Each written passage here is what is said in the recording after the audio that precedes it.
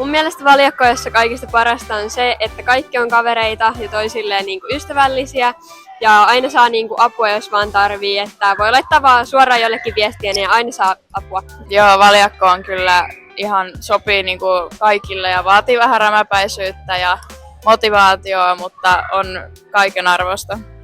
Joo, ja tässä pääsee myös poneillakin saamaan aikuiset ja tässä saa just silleen, tässä unohtaa kaiken, että pääsee menee lujaa ja pystyy ajattelemaan ehkä, pitää ennakoida aika paljon, pitää ajatella ehkä vähän poni edelle, mutta silleen, jos tykkää semmoisesta vauhdista ja vaarallisista tilanteista, niin sitten on tosi hyvä laji.